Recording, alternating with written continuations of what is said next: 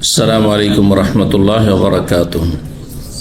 بسم الله الرحمن الرحيم. الحمد لله رب العالمين والصلاة والسلام على رسوله الكريم وعلى آله وصحبه أجمعين. أما بعد, সম্মানিত শ্রোতা দর্শক মণ্ডলী, আল্লাহ রাব্বুল আলামিনের প্রশংসা এবং নবী সাল্লাল্লাহু আলাইহি ওয়াসাল্লামের উপর সালাত ও সালামের পর আজ সোমবার 14 মুহররম 1448 হিজরি মোতাবেক 29 জুন 2026 আমাদের সাপ্তাহিক প্রশ্ন উত্তর পর্ব নম্বর 144।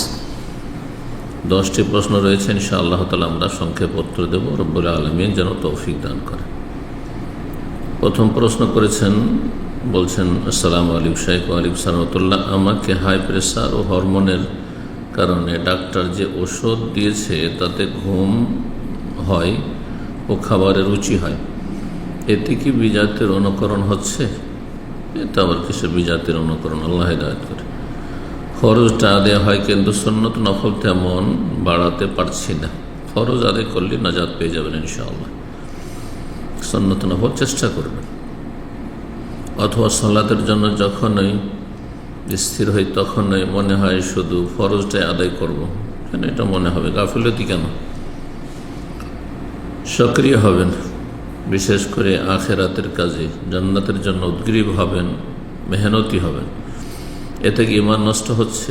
না, ঈমান নষ্ট হয় ফরজকে অস্বীকার করলে, দিনের স্পষ্ট বিষয়কে অস্বীকার করলে, অথবা সালাত ত্যাগ করলে, বড় শিরক কুফরি করলে, ঈমান ভঙ্গকারী কোনো কাজে লিপ্ত হলে।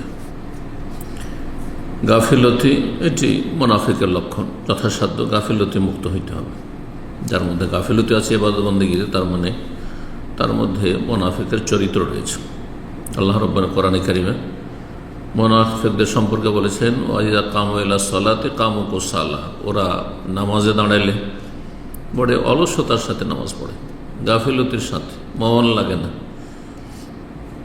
এমন যেন না হয়। মুনাফিকদের সাথে যেন হাসর না হয়। আল্লাহকে ভয় করবেন। আমরা যখন ভালো কিছু রান্না করি তখন নিজে মন চাইলেও না খেয়ে বাচ্চাদের জন্য রেখে দিই, এতে কি আত্মাকে কষ্ট দেওয়া হয়? সবই রাখবেন না, নিজেও খাবেন, জি, আর ছেলে মেয়েকেও খাবেন, জি, বা গোনা হবে না, তবে নিজেও খাবেন, ছেলে মেয়েদের খাবেন, এটি ভালো। জি, নাহলে অনেক সময় হয়তো খুব ভালো জিনিস রান্না করলেন আর ছেলে মেয়েদের আবেগে ছেলে মেয়েদের রেখে দিলেন, ওতে বদনজর লাগতে পারে আপনার দৃষ্টি, কারণ আপনার মন ওইদিকে টেনে আছে যে খাবারটা অত্যন্ত ভালো হয়েছে, কিন্তু নিজে খেলেন না। এমনটা অনেক সময় নিজের ছেলে মেয়েদেরই ক্ষতি করবে। 2 নম্বর প্রশ্ন, বলছেন, আসসালামু আলাইকুম শাইখ, কোরবানি শরীকে দেওয়া ভালো নাকি একা একটা খাসি দেওয়া ভালো একটা পরিবারের পক্ষ থেকে? কোরবানি সবচেয়ে ভালো গোটা উঁট দেওয়া, পুরো উঁট দেওয়া। 2 নম্বর ভালো হচ্ছে পুরো একটি গরু দেওয়া। 3 নম্বর ভালো হচ্ছে গোটা একটি খাসি, বকরা, বকরি, মেষ, দুম্বা, দুম্বি দেওয়া। 4 নম্বর হচ্ছে ওটের ভাগ। 5 নম্বর হচ্ছে গরুর ভাগ। 5 নম্বর হচ্ছে গরুর ভাগ, জি। তো এই 5 নম্বরে কেন যাবেন, যেখানে 3 নম্বরে একটা খাসি বা একটা দুম্বা, একটা ভেড়া দিলে আপনি 3 নম্বরের ফজিলত পেলেন, তো 5 নম্বরে কেন নামবেন আপনি? ভাগের কোরবানির চাইতে গোটা একটি খাসির কোরবানি, একটা পশুর কোরবানি, এটা অনেক উত্তম, জি। এবং একটি খাসি একজন এবং তার পরিবারের পক্ষ থেকে যথেষ্ট, যতই সংখ্যা তাদের হোক না কেন। 3 নম্বর প্রশ্ন, বলছেন, আসসালামু আলাইকুম শাইখ। ওয়ালাইকুম সালাম। আমার বয়স 25 বছর, আমার বিয়ে হয়নি, জানি না ছেলে না মেয়ে, জিজ্ঞেস করছে, আল্লাহ সহজ করুন। আমার কি গুনাহের কারণে এই রিজিক বিয়ে থেকে বঞ্চিত হয়ে গেছি? হতেও পারে। আল্লাহ কোরআনে কারীমে বিভিন্ন আয়াতে বলছেন, ওমা আসাবাকুম মুসিবাতিন ফাবিমা কাসাবাত আইদিকুম, তোমাদের ওপর কোনো বিপদ আপদ যদি আসে তা তোমাদের কর্মের, কুকর্মের ফল, পাপের ফসল, জি। ফাবিমা কাসাবাত আইদিকুম ওয়া ইয়াফু আন কাসীর, অনেক আল্লাহ মাফ করেন। তো এটাও আল্লাহ মাফ করতে পারেন যদি তাই হয় যে আপনার জীবনে গুনাহ হয়েছে, আর বুঝতে পারছেন আমার গুনাহ আছে, আর বিভিন্ন ক্ষেত্রে বাধাগ্রস্ত হচ্ছে, তার মধ্যে বিয়ে হচ্ছে না, ভালো পাচ্ছেন না, মনের মতো পাচ্ছেন না, বিভিন্ন অশান্তি আছে, আর্থিক সংকট আছে, রিজিকে বরকত নেই, অসুস্থ হচ্ছেন বেশি, তার মানে আত্মপর্যালোচনা করতে হবে, নিজের হিসাব করতে হবে যে আমার পাপ আছে, এই পাপের হয়তো এটা হচ্ছে কর্মফল, শাস্তি, আযাব, পার্থিব আযাব। ওয়ালানুযীকান্নাহুম মিনাল আযাবিল আদনা দুনাল আযাবিল আকবার লাআল্লাহুম ইয়ারজিউন। আল্লাহ বলছেন যে ছোট ছোট আযাব, দুনিয়ার নিকটতম আযাব আমি দিয়ে থাকি মহাশাস্তি বড় আযাবের আগে, মানে মরার পরে যে কবরের শাস্তি, কবরের আযাব, জাহান্নামের আযাবের আগে দুনিয়াতে কিছু আযাব শাস্তি দিয়ে থাকি। কিসের জন্য? লাআল্লাহুম ইয়ারজিউন, যাতে করে সংশোধন করে ফিরে আসে। কারণ দুনিয়া যতদিন আছেন ততদিন ভালো মানুষ হওয়ার সুযোগ আছে, সংশোধন করার সুযোগ আছে, কিন্তু মরে গেলে কলমা পড়ার সুযোগ নেই, আল্লাহ বলারও সুযোগ নেই, কোনো একটা নেকি করার কোনো সুযোগ নেই। এন কাতা আনো আমল বন্ধ হয়ে যাবে। সুতরাং তবে ইস্তেগফার করুন, আল্লাহর কাছে ক্ষমা চান। তবে ইস্তেগফার করলে রিজিকে বরকত হয়, মনের আশা পূরণ হয়, এবং আল্লাহর কাছে তওবা করার সাথে সাথে দোয়া করুন। যদি বিষয়টি এমন হয় তাহলে আমার করণীয় কি? যেমনটা বললাম, তওবা করেন, গুনাহ হয়েছে তো, আর গুনাহ প্রত্যেকের আছে, কারো কম কারো বেশি, বিশেষ করে কাবিরা গুনাহ জানা আছে, অবশ্যই তওবা করা ফরজ, দ্রুত তওবা করা ফরজ, বিনা বিলম্বে। এবং তওবা না করলে আল্লাহ মাফ করবেন না, কাবিরা গুনাহ বিনা তওবাতে আল্লাহ মাফ করবেন না। খালেস অন্তরে তওবা করলে ভালো মানুষ হয়ে যাবেন, খারাপ ছিলেন ভালো হয়ে যাবেন, এবং ভালোদের সাথে উঠা বসা করবেন, ভালোদের সাথে আত্মীয়তা করবেন, বেশি এলম শিখার চেষ্টা করবেন, বেশি আমল, সুন্দর আমল করার চেষ্টা করবেন। এইভাবে জিকির আজকার করবেন, আল্লাহর কাছে দোয়া করবেন, আল্লাহ গফুরুর রহিম, আল্লাহ মাফ করবেন।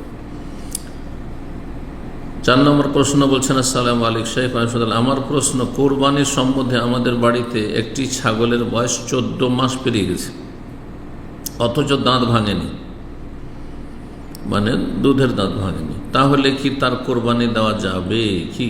দলিল সহকারে উত্তরটি দিয়ে উপকৃত করবেন। নবী সাল্লাল্লাহু আলাইহি ওয়াসাল্লাম তাযবাহিল্লা মুসিন্না, মুসিন্না ছাড়া কিছু জবাই করবেন না। মুসিন্নার অর্থ কি?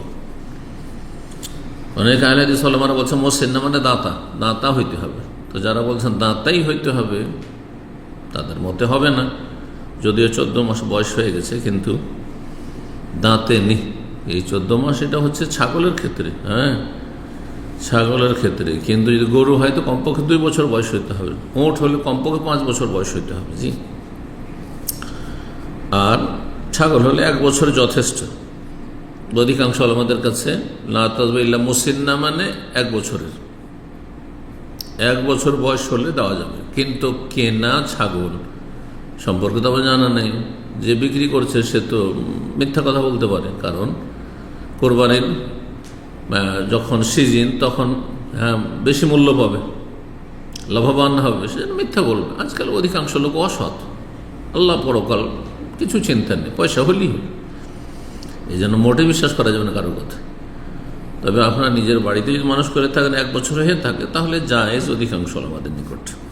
দাঁতা হলে এটি অধিক সতর্কতা, আপনি তাহলে নিশ্চিত, জি, বিষয়টিতে দ্বিমত রয়েছে। আবার বলছি, সতর্কতামূলক দাঁতা বা দাঁত ভেঙেছে, দুধা দাঁত ভেঙেছে আর তারপরে দাঁত গজাচ্ছে, খাবারের দাঁত, এইরকম হলে তখন দেবেন আপনি। 5 নম্বর প্রশ্ন বলছেন, আসসালামু আলাইকুম শাইখ, আমি সাবির হোসেন জলপাইগুড়ি থেকে বলছি। জুমার নামাজ ছিল, সেদিন আমি যখন পৌঁছাই তখন ইমাম রুকু অবস্থায় ছিল। যখন আমি রুকুতে লাগবো তখন সামি আল্লাহ বলেছে, আমি সামি আল্লাহ শুনেছি, তারপর রুকুতে গিয়েছি। না, আপনার রুকু হয়নি, সামি আল্লাহ শোনার পরে রুকুতে গেছেন, আপনার রুকু হয়নি। ইমাম তখনও পুরোপুরি রুকু থেকে ওঠেনি, যখন শুনে নিয়েছেন শেষ, রুকু শেষ, ওঠা শেষ করেছে, পিঠ ঝুঁকেই ছিল, এই অবস্থায় আমি রুকু করেছি। পরে বুঝলাম ওটা শেষ রাকাত ছিল, আমার কি জুমা কবুল হবে? না, জুমা কবুল হবে না, জোহর পড়তে হবে। কমপক্ষে জুমার ক্ষেত্রে মাসলা, কমপক্ষে 1 রাকাত যদি না পান তাহলে জুমা হবে না, জোহর পড়তে হবে, স্পষ্ট হাদিস রয়েছে এই ক্ষেত্রে। অন্য সালাতের ক্ষেত্রে অসুবিধা নেই, জোহরে গেছেন, আসরে গেছেন, আর শেষ রাকাতে যা পৌঁছলেন, রুকু হয়ে গেছে, 1 শ্রেণীর লোকরাকে দেখা যায় যে তারপর দাঁড়িয়ে থাকে না, দাঁড়িয়ে থাকবেন না, ওয়ালিয়াসনা কামা ইয়াসনাউল ইমাম, ইমাম যেমন করেছে তেমনই করেন আপনি। তবে জামাতের ফজিলতের জন্য অনেক ওলামারা বলেছেন যে এক রাকাত পেতে হবে, কারণ অন্য হাদিসও রয়েছে, মান আদরাকা রাকাতাম মিনাস সালাতে ফাকাদ আদরাকাহা, যে ব্যক্তি এক রাকাত কমপক্ষে পাবে সেই ব্যক্তি সেই জামাত পেল বা রাকাত পেল। আসলে এই জামাতের ফজিলত পাওয়া যাবে না যদি এক রাকাতও না পান, কিন্তু তারপরে জামাতে লেগে যেতে হবে। জুমাতেও আপনি লেগে যাবেন, কিন্তু যখন ইমাম সালাম ফিরবে তখন আপনি জোহর করবেন, জোহরের নিয়ত লাগবেন। আপনার জুম্মা হবে না কমপক্ষে, জুমার ক্ষেত্রে স্পষ্ট হাদিস রয়েছে, জুমার দিন কেউ যদি রুকু পায়, এক রাকাত পায়, তাহলে তার জুমা হইল, আর না হলে জুমা হলো না। জি, সে জোহর করবে। যদি আমি পরবর্তীতে জোহর পড়ে নিয়েছি, ভালো কাজ করেছেন, জোহর পড়তেই হবে, বিষয়টা নিয়ে খুব চিন্তায় আছি, আগে জুমা হয়নি মোট কথা, বিনা কারণে যদি করে থাকেন এরকম কাজ, ঘুমিয়েছিলেন আপনি, আর তারপরে অলসতায় যাচ্ছি, সংসারের কাজ করছিলেন, অফিসের কাজ করছিলেন, এইভাবে জুমা ছুটেছে, তাহলে গুনাহগার, কাবিরা গুনাহ করেছেন। আর যদি কোথাও থেকে সফর করে আসছিলেন, আর তারপরে বাস ট্রেন থেকে নেমেছেন, গেলেন মসজিদে, দেখলেন যে জুমা হয়ে গেল, তাহলে কোনো গুনাহ হবে না, কারণ তখন আপনি সফরে ছিলেন। 6 নম্বর প্রশ্ন বলছেন, আসসালামু আলাইকুম শেখ আলিম সাহেবুল্লাহ, আমি নাইট ডিউটি করে আসি রাত 2:30। একজন প্রবাসী জিজ্ঞেস করছে, বেশে গোসল করে ক্লান্ত শরীরে কখন ঘুমিয়ে যায়, ফজরের নামাজ নিয়মিত হয় না, আল্লাহ তৌফিক দান করুন। ঈমানে জোর থাকলে শরীরও জোর হয়ে যাবে। ঘুম দুনিয়া আর নামাজ হচ্ছে আখেরাত। হ্যাঁ, ঘুম হচ্ছে দুনিয়া, আপনার দুনিয়া শরীরের আরাম, আর আপনার ফজরের সালাত হচ্ছে পরকাল, জান্নাত। আখেরাতকে প্রাধান্য দিতে হবে, তাহলে জান্নাত পাওয়া যাবে। ও আসার আল হায়াত আর দুনিয়া, আল্লাহ করে বলছে যে দুনিয়াকে প্রাধান্য দেবে, জাহান্নামে যেতে হবে। এটা করলে হবে না, ইচ্ছা করে ঘুমানো যাবে না, অনিচ্ছা করে তো ঘুম চলে এসছে, সে মাঝে মধ্যে হইতে পারে। এখানে ফজরের নামাজ 3:50 আমি রিংটোন দিয়ে রাখলে রুমের বাকি 5 জনের ডিউটি করে, তারা রিংটোনে ঘুম ভাঙে, আর তারপরে বেশি কথা বলে, ঝগড়া লাগায়। এই অবস্থা আমি কি করতে পারি? আল্লাহ তৌফিক দান করুন। এই খারাপ অসৎ লোকদের সাথে বসবাস করবেন না, জায়েজ নয়। যারা নামাজ কেউ সাথী সঙ্গীরা পড়লে কষ্ট পায়, তারা মুসলিম না, মুরতাদের, মুসলিম সমাজের ইসলাম ভঙ্গ হয়ে যাবে। নামাজিকে দেখলে কেউ যদি ঘৃণা করে, অথবা কেউ নামাজ পড়ছে রুম থেকে, সেই জন্য তাকে ঘৃণা করে, নামাজের জন্য যাচ্ছে সেই জন্য কষ্ট বোধ করে, তাহলে সে কাফের হয়ে যাবে। সে নামাজের জন্য তাকে ঘৃণা করছে, হ্যাঁ, তার রূপ চেহারা দেখে ঘৃণা করছে না, ইমান ভঙ্গকারী বিষয়টি, মুরতাদ হয়ে যাবে। আল্লাহ বোঝা তৌফিক দান করুন। এইসব মুরতাদ পাপিষ্টদের রুমে থাকা যায় না, এইসব আল্লাহর গজব নামছে, এইসব রুমে এইসব জায়গায় আল্লাহর গজব নামছে। তবে যদি আপনি গরিব মানুষ হন আর কোম্পানি বাসা দিয়েছে, নিরুপায়, সেটা আলাদা কথা। পয়সা আল্লাহ, ভালো স্যালারি আছে, কোম্পানির বাসা আছে, অন্য জায়গায় থাকে না, অসৎ লোকের রুমে কেন থাকবে না?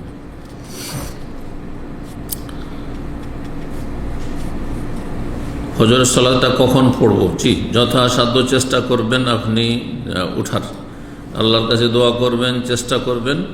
দোয়া যদি করে, দোয়ার চেষ্টা আর আপনার মন মানসিকতার চেষ্টা, তাহলে আল্লাহ তৌফিক দেবেন ইনশাআল্লাহ।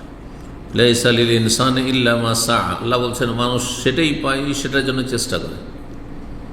আমাদের রাত্রে 2-3টায় যদি ফ্লাইট থাকে, সারা রাত জেগে বসে আছে, ঘুমাচ্ছেন, হ্যাঁ, ধান্দা লেগে আছে, কখন উঠতে হবে, বারবার ঘড়ি দেখছেন, ঘুমই আসে না। আপনার এই ফ্লাইট ধরে দেশে যাওয়া বা বিদেশে যাওয়া, কোনো জায়গায় যাওয়ার চাইতে জান্নাতে যাওয়া অনেক বেশি গুরুত্ব রাখে। জান্নাতে যাওয়া অনেক জি, কোনো এত গুণ এটা বলাই যাবে না। জি, জান্নাত যেতে হবে, এটা হচ্ছে একজন মানব জীবনের মুখ্য উদ্দেশ্য। যার এই উদ্দেশ্য নেই সে হচ্ছে ব্যর্থ, সে মানুষরূপী অমানুষ। জি, আল্লাহ বোঝার তৌফিক দান করুন। সে তাকে আল্লাহ মানুষ করে কেন সৃষ্টি করেছেন, ওমা খালাকুল জিন্না ওয়াল ইনসা ইল্লা লিয়াবুদুন, সৃষ্টির রহস্যই বুঝেন।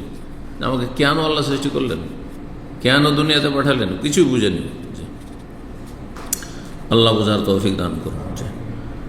আকীদার বিষয়টি কিন্তু আপনার বিশ্বাস, আকীদা যত শক্তিশালী হবে, আমল তত সুন্দর হবে। আমার আকীদা যে আমি চাকরি না করলে, ডিউটি না করলে বেতন পাবো না, জাগা বেতন, এতে কি হয়, এটা পয়সা কম হয়। কিন্তু আমার বিশ্বাস যে আমি যদি নামাজ না পড়ি ফজর তো জান্নাত পাবো না, এটা আগে বিশ্বাস। হাসর মাঠে যাব, আগে আমাকে নামাজের কথা আল্লাহ জিজ্ঞেস করবে, আমার আকীদা, এটা বিশ্বাস। আর এই শক্ত আকীদার ভিত্তিতে আমার ফজরের নামাজ, আমার 5 ওয়াক্ত সালাত। জি, এই জন্য এখানে আকীদা কাজ করছে। যার আকীদা, যার বিশ্বাস যত মজবুত, তার আমলের কোয়ালিটি তত সুন্দর। কাউকে বলতে হবে না, আমি আপনাদের বলবো, আমাকে কেন বলবেন? আল্লাহ বোঝার তৌফিক দান করেন। 7 নম্বর প্রশ্ন বলছেন, আসসালামু আলাইকুম শেখ রহমতুল্লাহ, আমি আমার বেতনের একটা অংশ থেকে ফেসবুকে একটা পোস্ট দেখে ইয়েতিম ছেলের খরচ চালাতেছি আজকে 1.5 বছর। আমার এখন একটু অর্থের সমস্যা চলতেছে। দেশে ঋণ দাতা পিতামাতার খরচ দিয়ে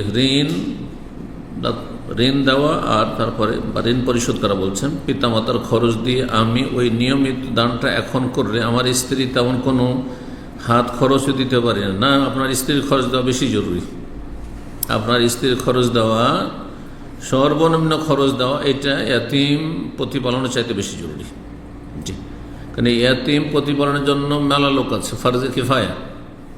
কিন্তু আপনার স্ত্রীর ভরণ পোষণ দায়িত্ব আপনার ফরজ আইন, আপনাকে দিতেই হবে। আপনার বাবারও ফরজ না, আপনার মায়েরও ফরজ না, আপনার ভাই বোনেরও ফরজ না। জি, এমনকি আপনার শ্বশুরের উপর ফরজ না, যদি বিয়ে দিয়ে দিত, বিয়ে দিয়ে দেওয়ার পরে আপনারও ফরজ।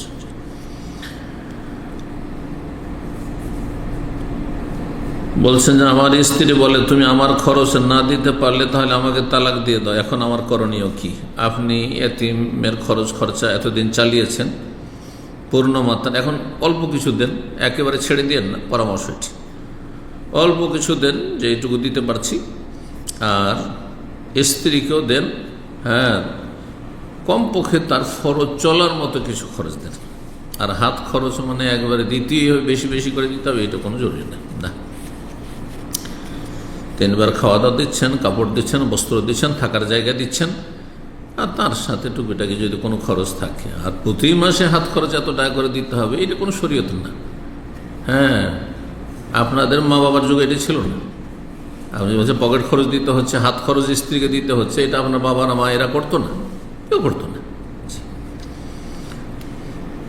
খেতে দিত, বাসা দিত, বাস, জি, বস্ত্র দিত। 8 নম্বর প্রশ্ন বলছেন, মানহাজ স্পষ্ট না করা আলেম ও মিশ্র মানহাজের হালাকায় আকীদার দার্স দেওয়া সম্পর্কে অবস্থান কি? না, আকীদার দার্স দেওয়া মানে দার্স নেবেন না আপনি। আকীদার দার্স দিচ্ছেন বেদাতীদেরকে, এটা ঠিক আছে, কারণ ওদেরকে তো হেদায়েত করতে হবে। এখানে আপনি কথা লিখেছেন অস্পষ্ট। মিশ্র মানহাজের হালাকায় আকীদার দার্স দেওয়া সম্পর্কে অবস্থান কি? আকীদার দার্স যদি আমি দিই, আর এমন লোকদের সামনে দিচ্ছি যাদের মানহাজ স্পষ্ট না বা মিশ্র মানহাজ, তাহলে তো প্রয়োজন আছে। ওরা তো রোগী, ওদের তো আরও বেশি সহি দার্স দেওয়ার, বিশুদ্ধ আকীদার শিক্ষা দেওয়ার প্রয়োজন রয়েছে। কিন্তু তাদের কাছ থেকে শিক্ষা নেওয়া যাবে না। মানহাজ যারা স্পষ্ট করে না, তাদের থেকে শিক্ষা নেওয়া যাবে না। আর যদি বেদাতীদের অনুষ্ঠান হয়, তো সেই স্টেজে আমাদের যাওয়া যাবে না, এতে মানুষ বিভ্রান্ত হবে। এটা একটা বিষয় মনে রাখবেন। প্রকাশ্য বিভ্রান্তিতে প্রকাশ্য সতর্কীকরণ কি সালাফি মানহাজের অংশ? হ্যাঁ, অবশ্যই। যখন বিভ্রান্তি প্রকাশ পেয়েছে, তখন সতর্কীকরণ বা সাবধান করা মানুষকে, এটা প্রকাশ্য হইতে হবে। এটা বললে হবে না যে ওনার ভুলগুলি আপনার পার্সোনাল কেন বললেন না, উনি কেন পার্সোনাল রাখলেন না, ওনারটা সোশ্যাল মিডিয়াতে ছড়িয়ে পড়েছে, ওনার ভুল ভ্রান্তি আর গুমরাহি, আর আমারটাকে লুকিয়ে লুকিয়ে বলতে হবে না। এটা জাহেলদের কথা। এ ধরনের হালাকা অংশ নেওয়া কি বৈধ? না, বেদাতি বক্তার, বেদাতি আলেমের মানহাজ আর স্পষ্ট নয়, কোরআন সুন্নাহর মানহাজ নয়, সালাফেদের মানহাজ নয়, তার দার্শে অংশ নেওয়া হচ্ছে বিভ্রান্তির কারণ, গুমরাহির কারণ, যাবেন না। 9 নম্বর প্রশ্ন বলছেন, আসসালামু আলাইকুম শেখ। ওয়ালাইকুম আসসালাম রহমতুল্লাহ। বলছেন, যারা টিউশনি করায় তারা ছাত্র ছাত্রীদের মারলে গুনাহ হবে কি যদি তারা পড়া না করে বা দুষ্টামি করে? যদি অতিরিক্ত মার নয়। যাদেরকে টিউশন পড়াচ্ছেন তারা আপনাকে পয়সা দিচ্ছে, পয়সা নিয়ে পড়াচ্ছেন, তাহলে তাদের অভিভাবক যদি পারমিশন দেয় যে আমার ছেলে মেয়ে যদি না পড়ে, দুষ্টুমি করে, তো মারতে পারে, তাহলে মারতে পারে। কারণ তাদের পয়সা দিচ্ছে তাদের গার্জেন, অভিভাবকরা, সুতরাং তাদের অনুমতিক্রমে মারতে হলে। আর হালকা মারতে হবে আদব দেওয়ার জন্য, শাস্তি দেওয়ার জন্য নয়, তাদিবের জন্য, তাজিবের জন্য নয়, আদব দেওয়ার জন্য, আজাব দেওয়ার জন্য নয়। কথা বোঝা গেছে? যেমন ছেলে মেয়েদেরকে মায়া আছে, ভালোবাসা আছে, কিন্তু আদব কায়দা শিক্ষা দেওয়ার জন্য কিছু হয়তো কোনো সোমবার দেন, কিন্তু যদি শাস্তি দেওয়ার জন্য ভালো করে শাস্তি দেবো ছেলেকে মেয়েকে, তাহলে আপনি জালেম বাবা, জালেম মা, জায়েজ না। সরকারি যদি স্কুল হয় বা বেসরকারি স্কুলে আপনি শিক্ষক, তো সেখানে কর্তৃপক্ষের যদি অনুমতি না থাকে, আর কর্তৃপক্ষ তখনই অনুমতি দিতে পারবে যখন গার্জেন বা সেখানকার আইন কি বলছে, মারের কোনো যদি বৈধতা না থাকে, তাহলে অপরের ছেলেকে এভাবে মেরে শিক্ষা দেওয়া যায় না। কারণ আন্তর্জাতিক মহল থেকে সুস্পষ্ট বিষয়টি যে মার শিক্ষা দেওয়ার মাধ্যম নয়, এভাবে মারপিট করে শিক্ষা দেওয়া যায় না। এর নেগেটিভ দিক রয়েছে, এর ক্ষতির দিক রয়েছে। 10 নম্বর প্রশ্ন করছেন, আসসালামু আলাইকুম শেখ, আমি কোনো কিছু নিয়ে চিন্তা করি না, ভবিষ্যৎ নিয়ে ভাবি না, এজন্য আমার স্বামী সেটা ভালোভাবে নেই না। ভবিষ্যৎ ভাবে কি করবেন? আপনার হাতে না আমার হাতে? ভবিষ্যৎ যতই ভাবেন না কেন, সব আল্লাহর হাতে। আমি ভবিষ্যৎ ভাবছি আমি সুস্থ থাকবো, আমার ক্ষমতা আছে? আমি বেঁচে থাকবো, আমার ক্ষমতা আছে? সব তো আল্লাহর হাতে। ভবিষ্যৎ নিয়ে যারা বলছে ভাবি, ও জাহেদ, বুঝে না আসলে কি ভাববেন আপনি, কিচ্ছু করার নেই। আপনি যে বর্তমান সময়টা পাচ্ছেন, কাজ করে যান, ওকলে ভালো আমল করো, দিন দুনিয়ার ভালো আমল করো। বলছেন যে এখানে স্কটল্যান্ডের স্কুলে বাচ্চাদের শিরক করা, নউজুবিল্লাহ, ব্যভিচার করা কিভাবে হওয়া যায় সেটা শিখায়, নউজুবিল্লাহ, নাসাল্লাহ সালামাতুল আফিয়া। ছেলে মেয়ে একসাথে বসে ইত্যাদি ইত্যাদি। আমি যদি ছেলেদের বলি স্কুলের প্রতি ঘৃণা থাকতে হবে, তাহলে ভীষণ রেগে যায়। স্কুলের প্রতি ঘৃণা কথাটি একটু ভুল। স্কুলে যে নোংরামি শিখাচ্ছে, অশ্লীলতা শিখাচ্ছে, তার উপর ঘৃণা থাকতে হবে। আমি কি ভুল করছি? না, ভুল না, তবে নরম ভাষায় স্বামী স্ত্রী নরম ভাষায় কথা বলবেন। আল্লাহ রাব্বুল আলামিন যেন ছেলে মেয়েদের ইমানি তরবিয়ত করার তৌফিক দান করেন। প্রতিকূল অবস্থায় আল্লাহ রাব্বুল আলামিন যেন সমস্ত ফিতনা ফাসাদ থেকে, অশান্তি থেকে আর পাপ থেকে বেঁচে থাকার আমাদের সকলকে, ছেলে মেয়েদেরকে পাপ থেকে বাঁচানোর তৌফিক দান করেন। সুবহান রাব্বিকা রাব্বিল ইজ্জাতি আম্মা ইয়াসিফুন ওয়া সালামুন আলাল মুরসালিন ওয়া আলহামদুলিল্লাহি রাব্বিল আলামিন।